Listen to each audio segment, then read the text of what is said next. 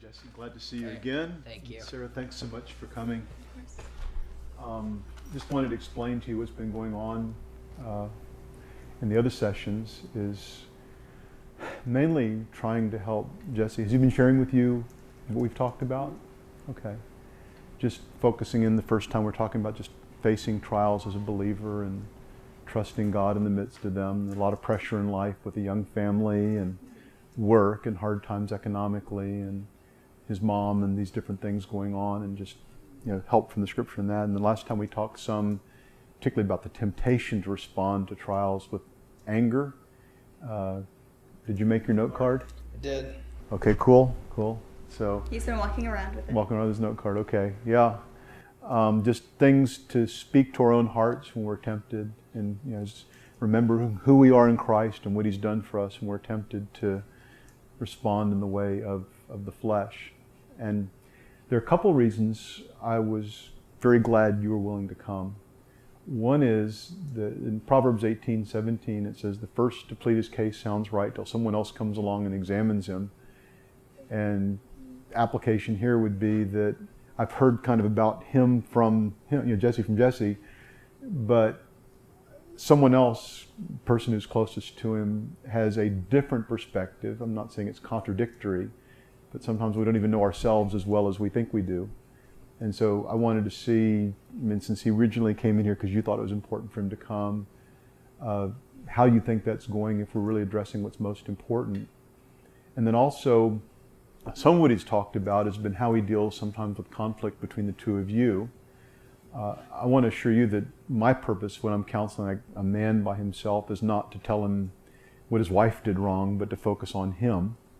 But there may be some things I can help both of you with in that regard. So is that okay? No, that sounds great. Okay. Why did you originally want Jesse to come talk to me? Well, things have just been really difficult the last few months especially. He's been really stressed out, really struggling with a lot of things. I know with his mom, with work, just everything's just been building up, and we've been trying to talk through things, and I've been trying to help him and talk through the issues with him, but it just sometimes seems to be getting worse.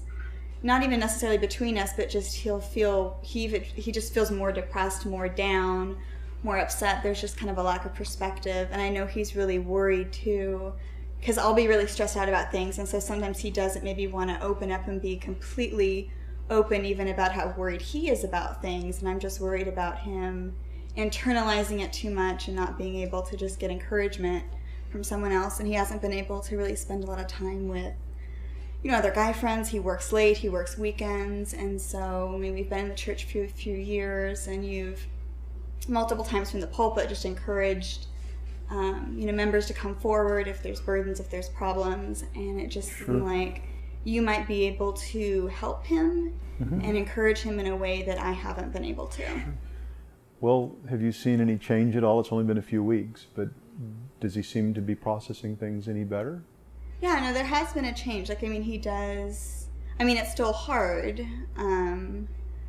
but there has been more of it. Even when the old things that used to be problems, whether it was conflict over dinner being late or him having to work late or just financial stuff, even though sometimes the same things will happen, he'll feel bad and immediately be able to identify more what's going on, and I just see more of an effort. And I think knowing he's going to be coming and talking to you too it seems to really motivate him to keep trying and really, I see him working. Yeah, I've been really encouraged by our time together.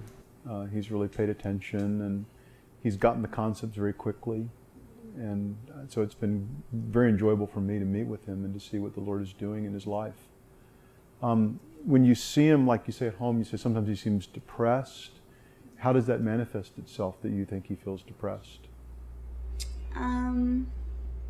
Just get really quiet. Usually just getting quiet, or if I will bring up an issue or bring up anything related to finances or even just our schedule and how busy he is and wanting to spend more time together or wanting to have more family time, he'll get really defensive and make a lot of excuses about it and everything, that like how he can't help it.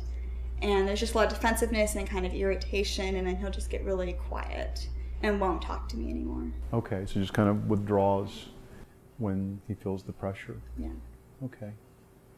Well, Jesse, have you sensed things you've been doing better at home and in your relationship with the Lord?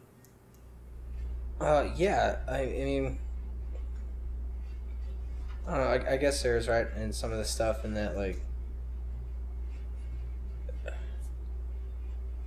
I feel like I catch stuff, but it's always like it's too late, or it's on the tail end, or or in wanting to discuss things, I sometimes feel like it just kind of becomes a bash me session or something, and so it just gets frustrating, and I try not to let it bother me, and I feel like if I do like just keep talking or keep going, then I'm going to say something that I want to say, or I'm going to do something that I don't want to do, and so it's almost just safer for me, I guess, to just kind of like just walk away and wait till I'm calmed down, or. Mm-hmm. And when you kind of are prone to walk away, does she kind of keep coming? Sometimes, which that doesn't. Most couples actually. My observation is most couples have one person who kind of digs in the midst of a conflict and one who avoids, and both can be unhelpful. Sometimes avoiding, you never get it done, but sometimes digging in, it can be a bit overwhelming to the person. So, I mean, what do you think the pattern is sometimes with y'all? Well, sometimes, I mean, I don't necessarily want to avoid, like, the issue, but I just feel myself getting so angry, and even, I'm trying to think rightly about it, but it doesn't stop, like you find the feelings of anger coming. Yeah, and it's just, I feel like it's better for me to just walk away from the situation until I am calm enough to deal with it. Uh-huh. But then either she's trying to push me on it, or chase me, or not chase me, but like, right, or it like she gets hurt by the fact that I'm trying to just keep my distance, and then I just feel like that makes it worse, and then things spiral. And yeah, well, I think there can be some truth. We talked about last time that James says we should be quick to listen, slow to speak, slow to anger. And I think one of the wisest things we can do sometimes is if you feel angry, realizing that anger can be very dangerous, and you can say hurtful things. Like Jesus, we talked in Matthew 5, how Jesus says, if you're angry with your brother in your heart, or you call him a name, it's like murder. And so I think it can be appropriate in terms of just self-control. If you know you're angry, to being slow to speak and slow to anger may mean I need a few minutes alone so I can pray and think about, read my card, read the scriptures, and then come back and be constructive and have a good conversation. So that can be a helpful thing. It's just sometimes, I guess, let me give you an example. If the two of you are having a discussion and you go off by yourself for a while, what do? Do you go read the scriptures and pray? Well, I mean, I try to just process like what I'm feeling and what's going on, but then like I've had my card, and so I look at that and I'm trying to think about, get off the issue or whatever it is that's making me upset and go back to that's good gospel, but well, that's got to be a change. I don't think you were doing that a month ago. No, but it's, I don't feel like I'm batting 1,000 either, Well, until you're in heaven, you won't be. But that just really encouraged me. And a lot of guys get tempted, just kind of go off and bury themselves in sports on TV or video games or whatever.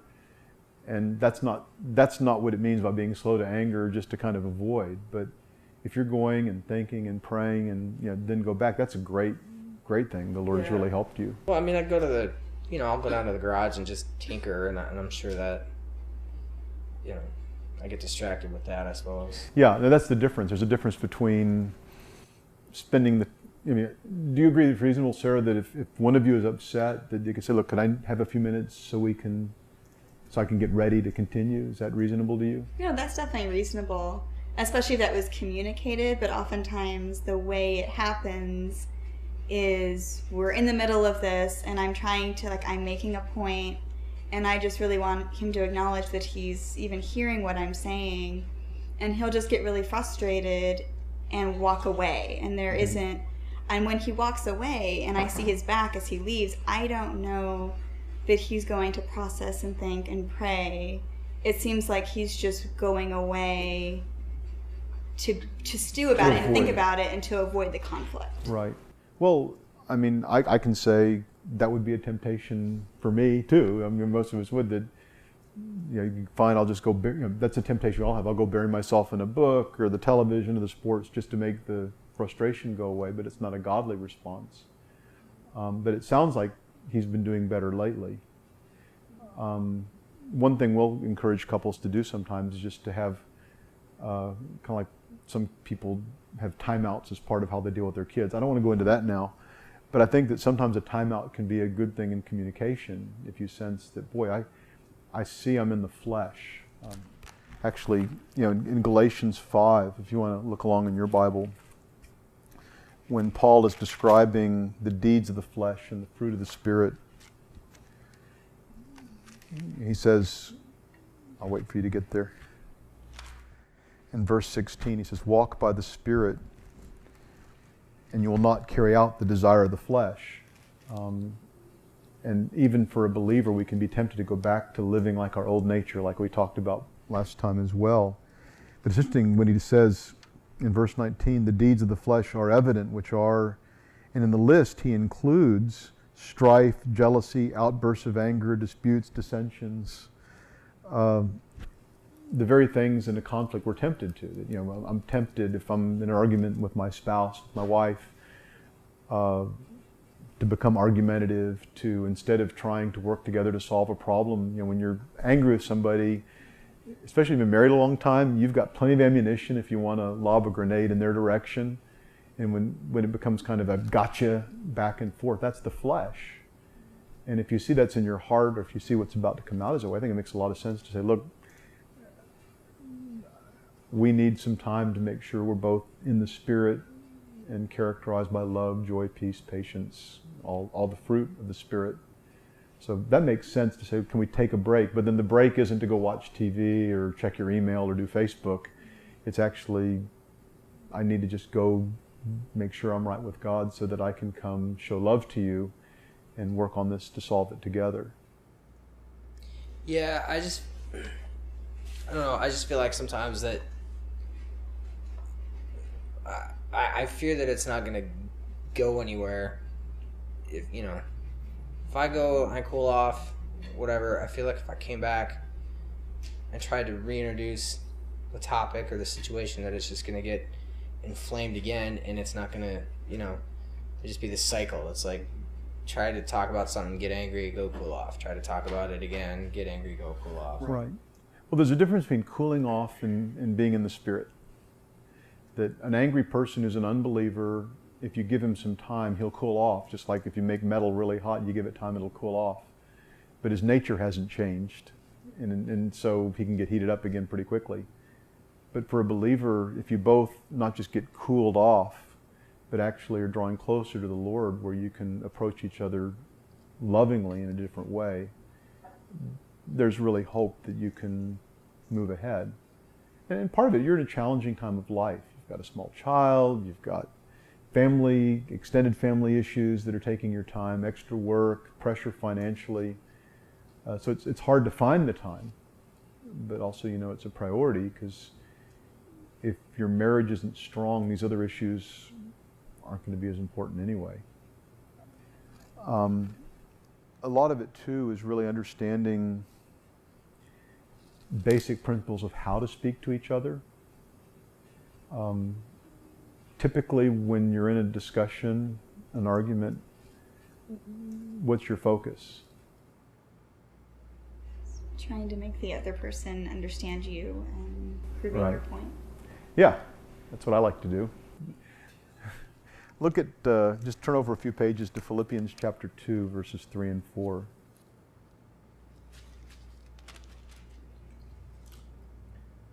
Jesse, could you read verses 3 and 4? Do nothing out of selfish ambition or vain conceit, but in humility consider others better than yourselves. Each of you should look not only to your own interests, but also to the interests of others. What's the next verse? Your attitude should be the same as that of Christ Jesus. Right. And after that, he describes how our Lord Jesus humbled himself, God the Son, not clinging to his rights, but emptying himself, being a servant for us, and ultimately dying on the cross for us. Just like we talked about last time, how do you forgive? Well, you forgive because of what Christ has done for you. Well, how can I learn to treat the other person as more important than myself? Well, it says I'm united to Christ who did that for me. But here, typically in a conversation, especially if you're having an argument, like you said, Sarah, that while the other person's talking, what are you doing? Already probably preparing your response. Reloading. Yeah. and your mindset is, if this person just would listen, then everything would be fine. But of course, that is a violation of these verses, where instead of considering the interest of the other person is important, what they have to say, and listening and understanding, we focus on ourselves. But as you say, well, how can I do this? What's the process for it? And I'd actually like to share with you something that we use quite a bit. I brought a couple copies here on peacemaking principles, and it really goes beyond peacemaking to communication. I brought it's a little summary. It's actually based upon a book called The Peacemaker by Ken Sande, who is actually he would call himself, I guess, kind of a recovering lawyer. He got frustrated seeing Christians in conflict and not following biblical principles, so he wrote a book about it and started a ministry. But he describes in here some basic principles of conflict, and conflict is unavoidable, right? I mean, you're going to have differences, but conflict also, he describes here, gives us an opportunity to glorify God. The difference between Christians and non-Christians, or Christian marriage and a non-Christian marriage, isn't that we don't have conflict. It's that by God's grace, we deal with our conflict differently, and we have, because of the gospel, we're able to resolve our conflicts in a way that honors the Lord. And so, he talks about how the gospel is the key to peace. Now, usually, actually, y'all actually are very pleasant to each other and very pleasant to me. Sometimes when couples come in here and they've got big conflicts, what typically happens is the wife sits here and says, well, let me tell you about my husband, and she starts wanting to lay into him, and then the husband, as soon as she takes a breath, jumps back in and says, let me tell you about my wife. And but biblically, that's the opposite of what we're supposed to do. Look at Matthew chapter 7.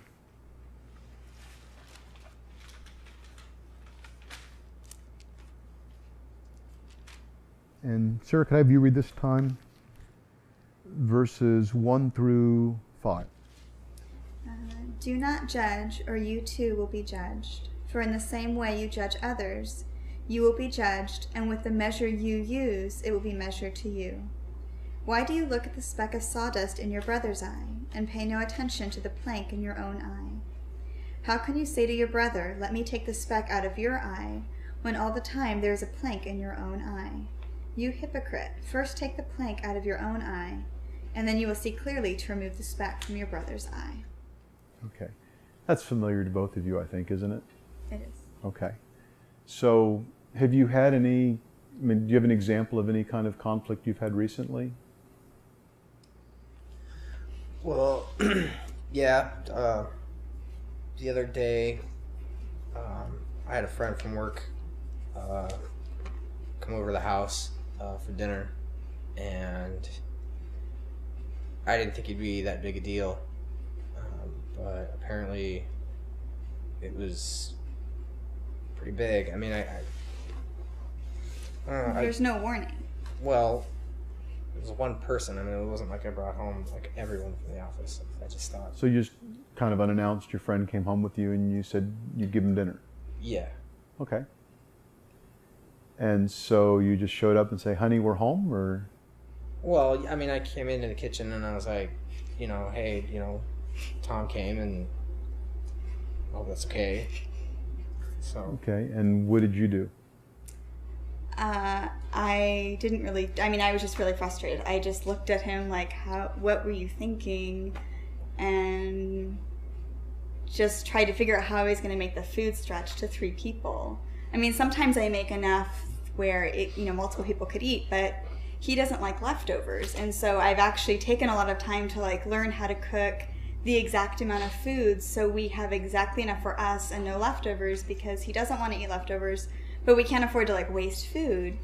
And even like tonight, I mean, it was a really busy day. I had a doctor's appointment. He knew it was going to be a really just busy day. I had okay, so you're explaining what you were thinking and why you were frustrated. Did you do anything wrong?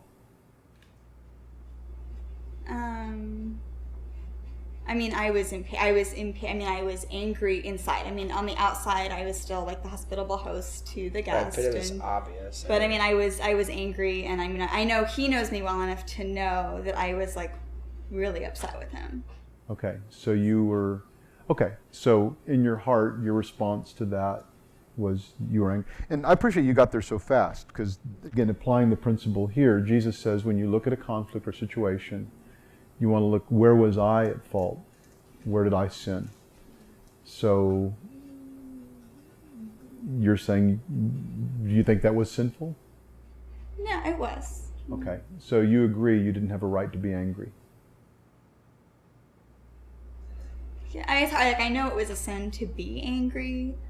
It still seemed in the moment that it was justified. I mean, it was a sin, but it still seemed, in the moment, it seemed justified. And I guess I didn't think of it as, I can see it as anger now, as we're sitting here thinking about it, but in the moment, it was more just, I'm really frustrated. And so frustration didn't have the same feel as like anger. I was just really frustrated because I cooked his favorite steak and there was exactly enough for the 2 of us. Yeah. So it felt like more frustration because I wanted to do this really nice thing for you and have a steak dinner when you came home. And you messed it up because now we have to chop it up and put it into a salad. And so in the moment it felt justified and didn't feel like sin. Right. But looking back, all anger seems justified, doesn't it? Yeah. I mean, we talked last time about this. Maybe you can make a copy of the little card he has for you. But anger is a reaction when we think we've been treated unjustly. And we find words, especially as Christians, we know it's sinful to be angry, so we'll say we're frustrated, and somehow that makes it sound less sinful. Did you sin in that situation? Well, I mean, I don't think bringing someone home for dinner is a sin, and I mean, it's frustrating, and I'm sure like there were expectations that were broken, but like initially I would say no. But I mean, I know that, once she got mad at me, and I felt that was, unjust, that scale inside, I was just, I didn't handle it. What did you do after that? I assume it was like after Tom went home, or even while he was there, what happened? No, well, I mean, I don't know. We talked just real briefly in the kitchen when he was there, but yeah, once he left, he left pretty quick. I think he knew. Maybe he was hungry. Yeah, but yeah, afterwards, like I was really upset, and I tried to just talk to her about it, but what did you tell her? Well, I just felt like it wasn't fair that, I mean, I was trying to have, good guy time, and I didn't think I was trying to, like, also be available for the family, and it just seemed unfair that just because she, didn't know he was coming, that all of a sudden I was in trouble. Do you say it just like that? Or did you say it loudly or calmly? Well, I mean, I don't know. I was pretty upset. It was louder. Intense? Yeah. And how did that affect her? Well, I mean, she got mad back, and it just, I mean, I feel like it just escalated. We ended up just like yelling at each other about steak. I mean, it was dumb, and it wasn't about steak though. It was really about your relationship. Right. Okay. And it's not that incident is the big deal. I just like to use it for a few minutes to kind of teach these principles, because the principles will work in all the other situations that come up, and they come up every day, especially in marriage where you're constantly together and you've got a lot of pressure on you. But as you look at a situation like that, again, typically what we do is to say, well, here's what she did wrong, here's what he did wrong. And the focus has to be first. Jesus says, first you need to do what? Get the log, the plank out of your own eye. Almost always in my conflicts with my wife and other significant conflicts I've had in my life, there's something I've done wrong. And maybe in my heart I'm 90% right and they're 10% wrong. I mean, they're 10% right. But even the 10% I'm wrong, I should confess. And so as you look at a situation like that, I think it's very important when you're in the conflict, it's kind of like the anger thing where you have to stop and think about this biblically, that Jesus wants me to really focus on where my sin is here instead of on the sin of the other person. We want to be judges. When he begins the passage saying, don't judge. In that situation, you both, in your own heart, had grounds to judge the other person. He wasn't courteous to me. She acted peeved with me in front of my friend, and then the other things that kept happening. But Jesus says the focus has to be on where have I sinned, and then how do you get the plank out of your eye? What do you think you have to do in order to accomplish that? You have to stop thinking about, yourself and how you were wronged and whatever, and start thinking about like, okay, well, how does this, look from her perspective? Or right. That's good. Applying the Philippians 2 passage is thinking about it, considering her perspective, right, her interests ahead of your own.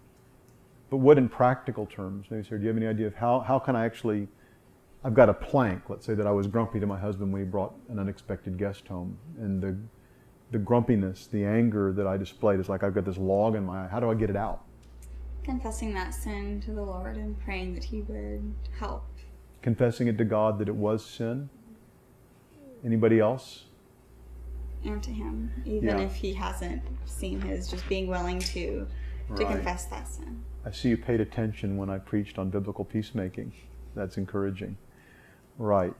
Sometimes, though, you hear something from the pulpit in general and it makes sense, but then when it's your own family, you need to get really specific to be able to do it.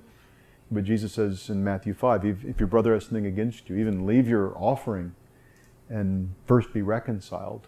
And so when you've wronged somebody else, it's important to God. Again, first, you're right. First, you need to confess it as sin to God, but then to go to the person whom you've wronged and to seek their forgiveness. Now, one thing that could be confusing, that in both cases, you both wanted something you thought was reasonable, right? And just for a moment, look at James chapter 4.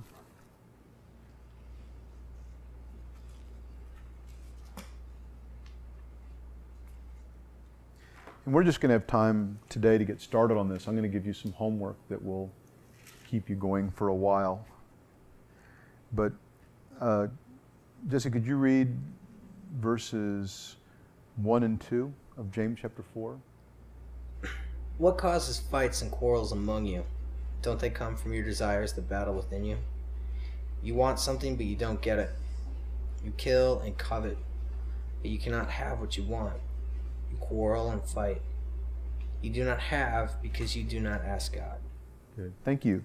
So he says, and this is a great question. I love that this verse is in the Bible this way, because he asks this question, why do you fight? Why do you quarrel? Y'all been married for several years and probably like to know, why do we fight? Why does this have to happen? We liked each other really well, otherwise we wouldn't have married each other, but now we're quarreling a bunch.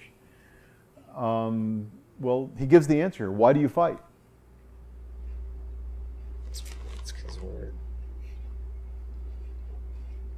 You want something but don't get it. Yeah, you want something. And when you don't get what you want, maybe like your child, she didn't get what she wants, then mad, but we can be like that. We are like that. And what can be confusing to us sometimes is often the thing we want isn't a bad thing. What did you want? I just would have wanted some consideration just for him to let me know even on his way home. Or even, after that, once he had done it, once he walked in with his friend, even if he had come into the kitchen kind of apologetic and like, I know this is going to inconvenience you and I'm sorry, but it just happened. But there was just not even any of that. I just want some understanding. Right. You wanted your husband to understand you. Right. 1 Peter 3:7 says husbands are supposed to live with their wives in an understanding way. So if you would have been a more understanding husband, what would you have done? Well, I mean, I want to like just talk to her before I even ask Tom over. Right. You know. Ask beforehand. Yeah. And then if you failed on that point, then after you've asked him, then you call her and say, I've done this, and I you know, right. So you had lots of opportunity to show those understanding. Right. Yeah. Right. So, but back to you, Sarah, that now it's not wrong to want a husband who understands you and is considerate. But the question is, what are you going to do when you don't get what you want? And that's what James is describing here. It says when you desire something, you don't get it, you commit murder. Did you commit murder? Yes. Right, with sinful anger. And I mean, that's the thing, when you've been married, you don't have to yell at somebody to yell at them. You know, like I said, that even if it's not that obvious to Tom, that you can give him a look that shows you've really had it with him. And that hurts. But here's where we have to really think biblically about this, is that one of the hardest situations in which to recognize our own sin, and you're doing it, so you're doing great, is the thing we wanted was something we thought it wasn't wrong to have. It's like, what did you want? Yeah, I just wanted like time with a friend, and I just wanted to, be treated like an adult. Like I didn't, have to ask for permission every time I wanted to play with my friends. Well, you wanted your wife to be supportive, right? The kind of way. And I do treat really like adult want has a bit of sarcasm to it. Well, so, like I really wanted to have friends. I would love for him to bring his friend home for dinner. Right. So, but I mean, what you wanted was a wife who would be supportive of that, right? And probably a wife that when you made a big mistake was gracious about it, right? Instead of getting angry. Again, none of the things you desired were in of themselves wrong, but the question is, because you're a sinner married to a sinner in a world full of sinners, sometimes the things you desire are not going to be given to you. And then what are you going to do? Well, what you did was you became angry. Like it says here, you murdered, which made things worse. And so back to Matthew 7, that when you see I did wrong, and again, this is where it can be really hard for people to apply Matthew 7. It says, but it would have never happened if he hadn't brought him home. Or it would have never happened if she had just been nice about it. But Jesus says, no, you need to focus on where your sin is. And really, for believers, you should be like racing each other to the cross and saying, there's no excuse for what I did, please forgive me. That I should have told you, please forgive me. I should have, and then when I spoke in anger with you afterwards, there's no excuse, please forgive me. And likewise, I should have been gracious. And actually on the back of here, and I'm going to give you an audio that goes through this in some detail, more detail than we have right now, that goes this entire peacemaking process. But he has here the 7 A's of confession. And when you realize that it's your responsibility to seek forgiveness from the other person and to do it first, to go, get the beam out of your own eye first, it's also important that you do it well. A lot of times in a situation like this, and like you say, well, I'm sorry I was a little grumpy when you brought that guy home without telling me, and and sometimes apologies are done so badly, or I'm sorry you were so sensitive about me bringing my friend home, that it doesn't really solve anything. And biblical peacemaking, we really want to bring a reconciliation that lasts. And that's a process of seeking forgiveness and granting forgiveness. An analogy I would use, like in my yard, I have an area that's kind of overgrown with weeds. It used to be a garden.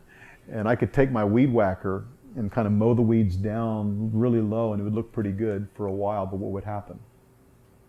they're going to grow back. And I think a lot of people, when it comes to conflict, they kind of mow the weeds.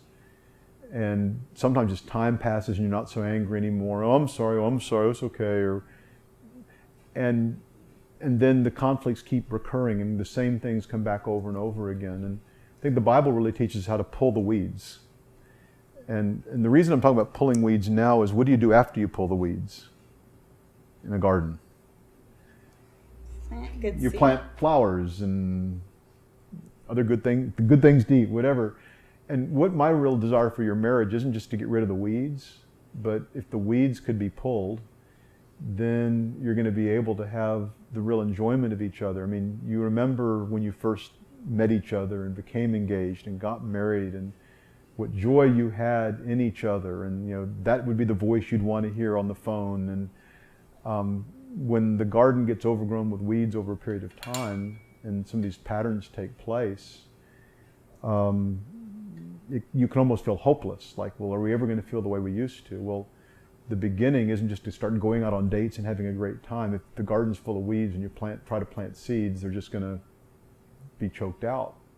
But here he has a summary of what that means in terms of seeking forgiveness, where you're really doing it biblically. I'm going to go through it very briefly because of time, but the audio will explain more, and if you're interested, you could even get the book. But it's interesting, the first A is address everyone involved when you confess sin. Is there anybody else who needs to be involved in this discussion?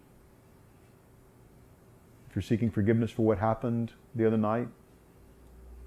Well, Tom, I know he noticed, and I know it felt awkward, and I think, you know. So you probably both need to seek Tom's forgiveness for how your actions affected him. And then avoid if, but, and maybe. The temptation is to say, well, I wouldn't have done this if you hadn't brought him home. Or I wouldn't have yelled at you if you hadn't been grumpy. But remember, you memorized 1 Corinthians 10:13 so well last time, that no temptation has come upon you except what is common to man. God is faithful. He will not allow you to be tempted beyond what you're able. But with the temptation will provide a way of escape, and you can bear up under it. And so you can never say, this person tempted me too much and that's why I sinned. You could have chosen, like Proverbs 15:1, a gentle answer turns away wrath. You could have chosen to show grace instead of ratcheting up the conflict. So no excuses. Their sin is never an excuse for your sin. So then admit specifically. And specifically, not just, sorry, I was bad, but the things you were saying actually were good. Please forgive me for not contacting you in advance, which was not thoughtful of you, which is, her issue wasn't being contacted. Her issue wasn't how much stake there was. Her issue was, that this made her feel unimportant and unappreciated and not shown consideration by you. Do you get that? Yeah. And then that goes along with acknowledging the hurt, that what you did. And I think a big thing when we forgive people, when you're in the position of one doing forgiving, is you want the person not just to understand what they did, but understand how it affected you. How it may, that's what you were saying earlier. And that's what I think is the biggest problem with all of these. Like, he'll do a lot of these, but it's that acknowledging the hurt, that he understands, and even that it makes sense that I would be hurt. Like, a lot of times he'll spend a lot of time, like, he'll apologize, but make a big deal about how it really doesn't make sense that I'm hurt. Like, somehow, like, I shouldn't be. And, like, that's the part, like, gets left out. Right.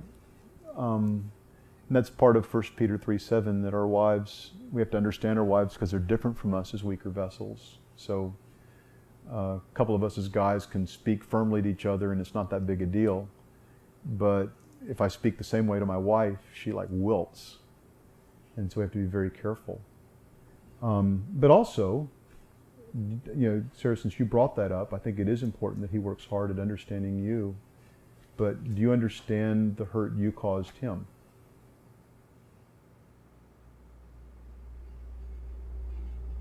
I do now, but I didn't in the moment, like at the time. And even when we talked about it afterward, that didn't come out as much as it did days afterward, and even like today as we're talking about it. So how did you hurt him? By responding unkindly. He felt like in a way like unappreciated, and he didn't feel like I treated him like an equal, like an adult, like Right, he with wasn't respect. with right, respect. Yeah. Right. So back to James 4, I mean, you wanted consideration, he wanted respect, and it hurt him to feel disrespected, especially in front of his friend. And so it would mean a lot to him in those circumstances. You have to think about this part in terms of that must have been hard for you. Accept the consequences. Usually, because of grace, there aren't that many consequences. Alter your behavior. What would alter your behavior be next time? I will call. Just call, yeah. Yeah, and next time I'm going to really try to be gracious if I'm not ready, and then asking for forgiveness is actually saying, will you forgive me, as just as we've asked God to forgive us in Christ. In our horizontal relationships, we're asking one another. You know, when I from time to time have to seek my wife's forgiveness for things that I seek her forgiveness, and I'm saying, will you forgive me as I've been forgiven in Christ? And of course, as a believer, I ask with hope and confidence that she will. And it's very freeing in marriage. And then the promises of forgiveness are below the verse we looked at last time, Jesse. In Ephesians 4:32, we should forgive each other as God has forgiven us. In Jeremiah 31, it talks about how God remembers our sin. I think he means remembers our sin against us no more. So when you forgive, it means you really determine to put it aside. That's what it means, where I'm not going to think about it, I'm not going to bring it up against you, I'm not going to tell others how bad you are, and essentially I'm going to treat you as if it didn't happen. I'm going to treat you as God treats me. How does God treat you now that you're forgiven, Sarah? As if I haven't sinned. As if you were perfect, as you are perfect in Christ. And so forgiveness is when Jesse does seek your forgiveness, then you can grant that forgiveness. But to grant the forgiveness means you don't bring it up. And it means you have a conscious effort you make. I'm going to treat him as God has treated me. And it's actually one of the blessings of marriage is getting to show a Christ-like love to somebody else. You didn't marry a perfect person, but as you've married a fellow sinner, that when you forgive, you're showing some of the grace to him that you've received from Christ. And I know my desire would be in my marriage that my wife and I would both look at each other and say, that must be how Christ loves me, by how gracious. I certainly see it in her. Now, beyond that, and in future meetings and future things you study, we can talk about this. Once you have, this is essentially the weed pulling process. After you've learned to work those things through, I'm going to give you a verse to read for your homework, and it'll be on the audio in Galatians 6:1, describes then how do we correct each other. Jesus says, after you've gotten the log out of the eye, you can then take the splinter out of the other person's eye once you've removed your log. But then, instead of coming at them in kind of anger and saying, look what you've done to me, in judgment, you're coming in love. And Galatians 6 says, brethren, if anyone is caught in any trespass, you who are spiritual, restore him gently, each looking to yourself so that you will not be tempted. And this is the thing my wife just does beautifully, is when she does correct me, it's not coming and saying, I've had it with you, and venting on me, which makes me want to cover up and hide. If it doesn't happen, but that would be my temptation. But instead it's, I love you whether you change or not, but I know you want to be a more godly man, and here's the thing I think I want to help you with. That makes it much easier. But so much of that is when you see your partner's sin is not so much about you, but it's they've sinned against God, and you're trying to help restore them to the Lord, which then will lead to restoring to each other. But as I said, that's for later. For now, what I want to do, do you think, as I've been describing kind of the weed pulling process, do you think the weeds in your garden are numerous or few? Have you been pulling your weeds pretty faithfully? I wouldn't say that I have asked for forgiveness for every time I've, gotten mad at her or,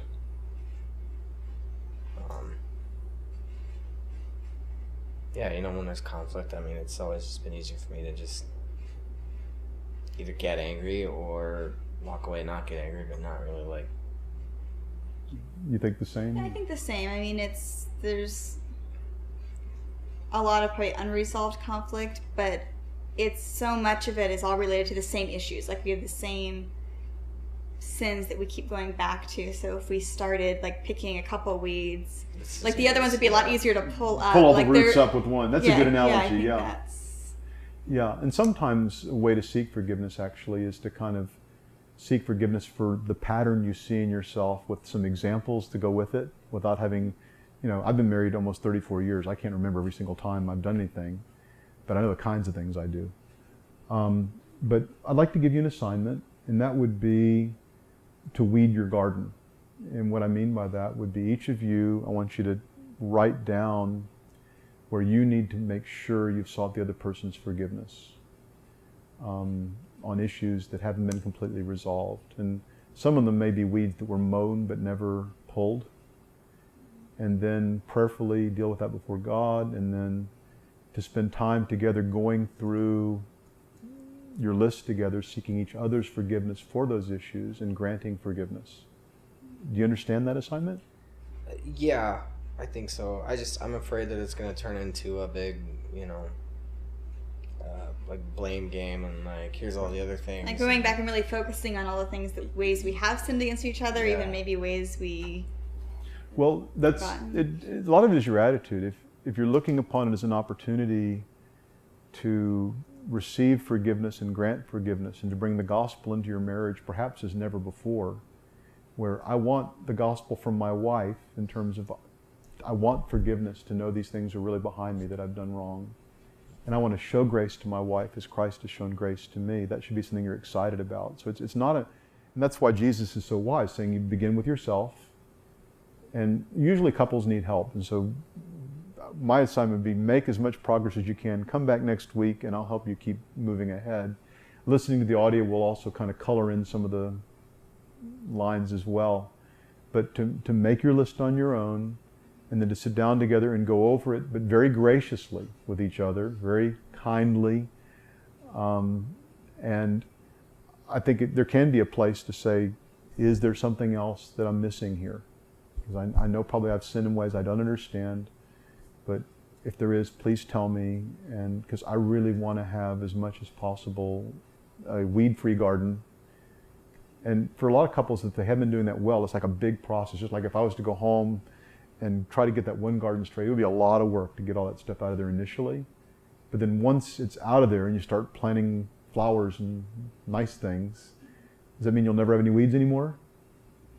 No, they'll come back as long as we're in a fallen world. But it's easier to kind of pick them one at a time when they're small than waiting weeks and months till they get big. And so that would be my desire for you all would be, as you really do resolve those things, then we'll keep working on how you can be a blessing more to each other in the marriage, and really have the sense that the other person is on your side. And when you look at your spouse, just to see, here's a person who loves me like Christ loves me. And that is a great blessing to have in your marriage. So your assignment is I'll give you this audio, and it's on biblical peacemaking. It goes along with this. To listen to that, then make your list of kind of the logs in your eye. Prayerfully make that list, and then spend time together, set aside some time together this week to go through and try as best as you can to weed the garden, pull the weeds. And then if you get stuck, don't be surprised, don't be upset with each other. Just if you need help, next time I'll kind of help you do some of those things. And then I'm also excited about really moving forward to learning more about how you can be a blessing to each other in the marriage. And then I've got some more things I want you to learn and study. I don't want to pile on too much right now, but that would be a place at least to begin. So do you understand the assignment? Yeah, I think so. Yeah. And are you willing to work on that over the next week? Yes. Yeah. Continue to pray together. And I'll look forward to seeing you next time. Is there anything I've said that's offended you or think I wasn't really fair to you? Or I know that when I'm talking a lot, and I can be guilty of judging too, so is everything all right between us? Oh yeah, no, I just think sometimes it's hard when there's like a, you know, a history of a reaction or a way of responding to something. It's hard not for that to try to creep into something like this. And so no, I just think it's good, it's needed, I think. I think just as you really think about wanting to have the privilege of showing God's grace to your spouse and asking the Lord to help you in that, I've just seen amazing transformation. This is actually kind of my favorite kind of counseling, because couples who are godly and have just kind of gotten off track a little bit, when they really see how the gospel comes into their marriage and their relationship with each other, I've seen couples that could hardly look at each other 1 week, 2 weeks later, couldn't take their eyes off of each other, and just a total change. And I'm really hopeful as you apply these principles that the Lord is going to do some great things. Okay, let me close in prayer. Father in heaven, we are thankful for the hope you give us, and that in every relationship we have hope of reconciliation because of what Christ has done. Help us as far as it is possible with us to be at peace, and especially to apply these principles, to be quick to seek forgiveness, to be quick to listen to others, to consider others more important than ourselves, and to grant forgiveness as we've been forgiven. We ask this in Jesus' name. Amen. That was a pretty typical session with a Christian couple, and unresolved conflict, bitterness, frustration, and it is among my favorite situations in which to counsel, because real believers love the gospel, and real believers resonate with these truths of granting forgiveness to each other. Jesus makes it so plain in terms of where we begin, in terms of dealing with our own sin. And because of our pride, we want to hang on to it. But once we humble ourselves before God and before each other, I've just seen so many great things happen. So I thought this was a good example. Their conflicts, again, were kind of low-grade conflicts compared to some that would come into a counseling center that get pretty heated, pretty scary, although it's probably pretty typical of what you would see in a local church. The session was also somewhat typical in that you can't in an hour cover everything in peacemaking, but you want to send them away with enough to get started. And so establishing the principle that first you need to deal with your own sin is very important, and then some of kind of how to do that, why to do that biblically. I decided that a lot of people don't see themselves as being the big sinner, because what they wanted seemed to be what they had a right to, which is why I jumped into James 4, that we can want things that are valid but be sinful when we don't get what we want. And it is a very common assignment we and many other biblical counselors give a couple like this, would be to go home and really focus on where are the planks, where are the logs in your own eye, and work towards asking and seeking forgiveness. Typically, people come back having tried and needing a lot of help after that first shot. Sometimes they come back and already there is an amazing change. As I said earlier, it's among my favorite kinds of counseling to do, because when real Christians begin to see how the gospel transforms their relationship to each other from one of judgment to being one of grace, change can take place very quickly, very dramatically, and there's just a whole lot of joy in the room. So in a case like this, I'd be very optimistic about what's going to happen next. Something that I had thought of doing if I would have gotten further, maybe in the next session, I would probably look for another couple in the church to mentor them through some basic marriage material once we've gotten past kind of the basic peacemaking material, and to find a godly couple, maybe one who've been through some of this already and are doing really well years later, to go through something like Tim Keller's book on marriage, or Dave Harvey's When Sinners Say I Do, and to spend time together talking through that kind of under my supervision at a distance, as soon as I'm sure they're going in the right direction. And of course, you would love for them to be at the point where in the future, as their lives have been transformed, they could become the mentoring couple themselves someday. But I think just as their marriage has got problems and is limited until these weeds are dealt with and they learn how to deal with them consistently. I wouldn't be like pushing them right now, well, go get involved and serve in this way and that way. I think being involved in the means of grace in the church in terms of attending and being involved in home groups and all that is great. But I would like to see their marriage strengthened, and then they'll be able to be an asset, to be a blessing to others.